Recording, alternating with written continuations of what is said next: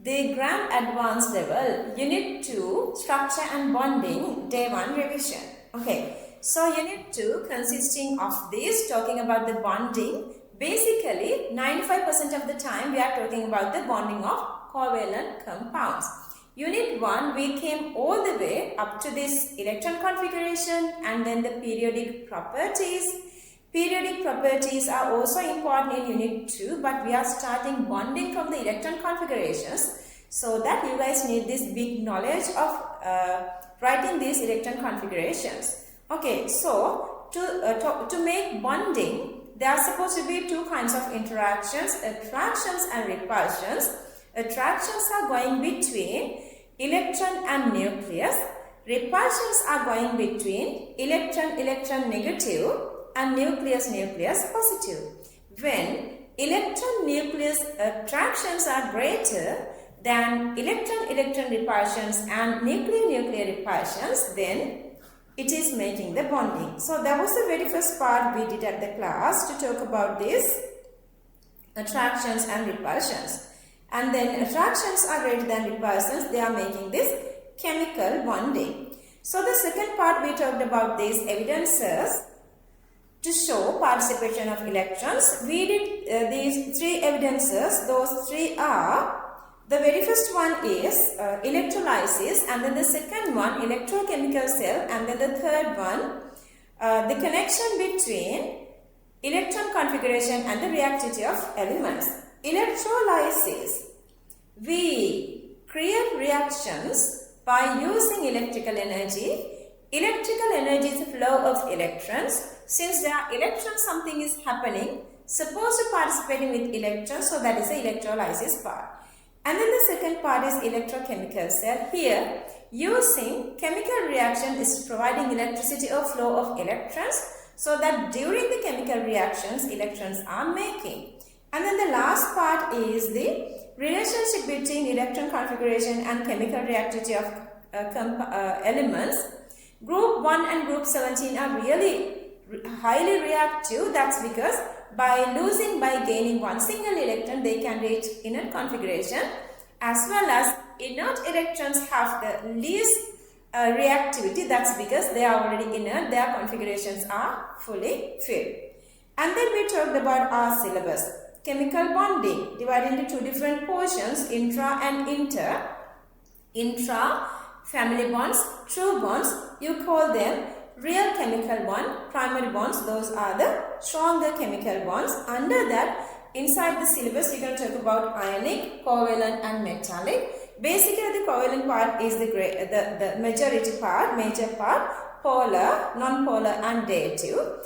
Polar, non-polar you have done for all words, but today I got to know you guys don't know what is the polar mean, what is the non-polar mean. But during the class we discussed those, and the dative bonding is a new part coming only to advanced level. And then the with interfamilies, molecular interactions are interfamily interactions are not that strong, making, breaking continuously. Those are called physical, secondary and collectively van der Waals bonds. And then there are 6 different types of van der Waals interactions.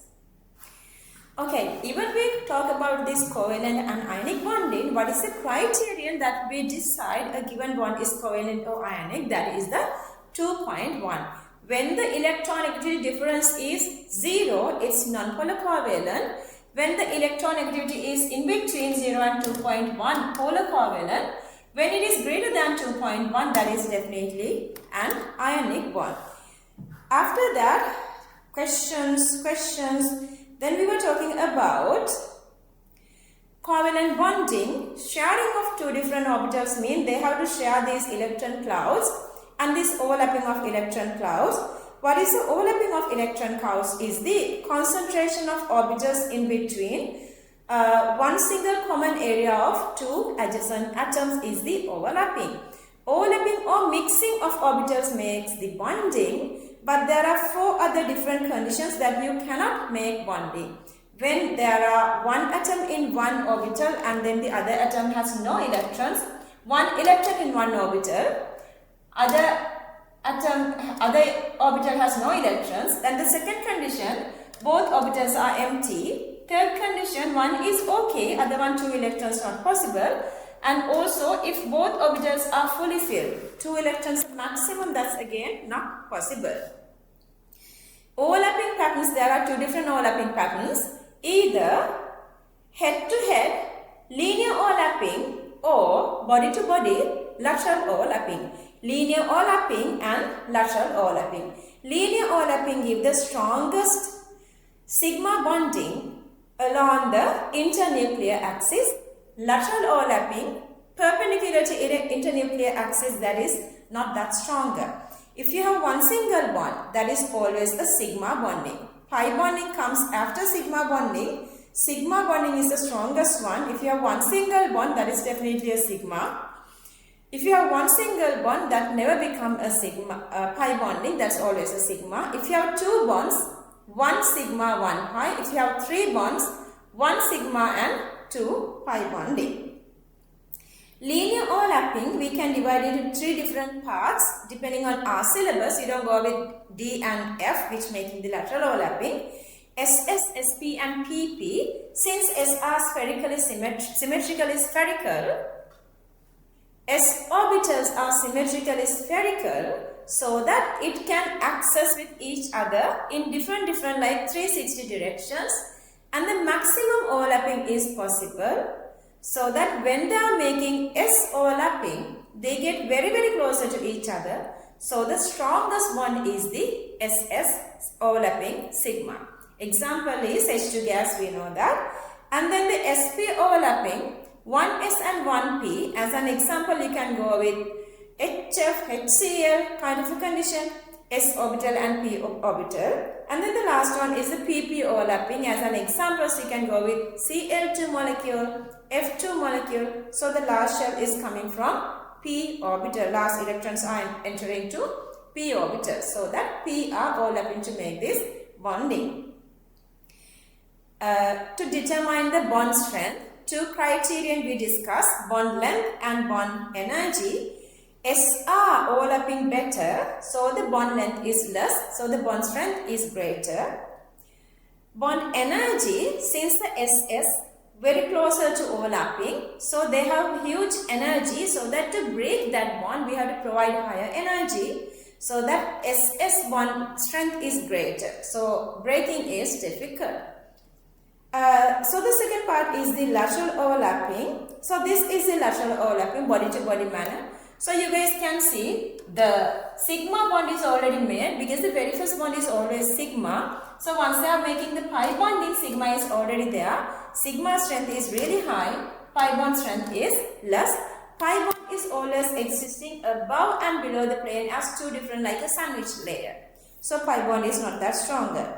So that whenever there is a one single bond, that's sigma, double bond sigma pi, triple bond sigma and pi. 2 sigma bonds can exist like this. 3 sigma bonds can exist like this also. 4 sigmas are also possible. As an example, you can go with CH4 molecule.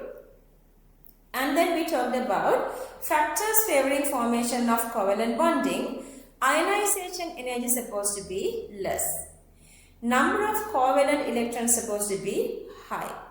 Electronegativity difference 0 mean the pure covalent. If it is less than 2.1, again it's polar covalent. Then we talked about drawing these 4 molecules. So H2 gas, one single bond, that actually so that is a sigma bonding, time is exactly 12. Sigma bonding, and then chlorine has 1 sigma bonding, and that is a PP bonding. Oxygen, sigma and pi bonding. So the chlorine again has 3p large shell configuration, so that p orbitals are overlapping. Oxygen double bond and nitrogen triple bond. Remember, if you are going with p, so when you are making this double bond, you are going with 2 different axes, but all are 2p. As an example, the configuration of oxygen is 2p4, 1, 2, 3 and 4. Then these 2 are having p orbitals. Remember, p orbitals are having 3 different axes, x, y and z. So when they are making bonding, sigma bonding comes to one axis, let's say X, and then the 1,5 bonding comes to another axis, let's say Y. If it is nitrogen, there are 3 bonding, so the 3 axes are supposed to be X, Y and Z. Thinking of those, try to draw these 4 molecules for next week class. Okay, so that's, let's go back. Okay, so from next week on, we're going to continue this way. So this is a little revision that we did so far for Unit 2. This is the Grand Advanced Level Chemistry. I'm Dr. Asha Mathotaarachchi.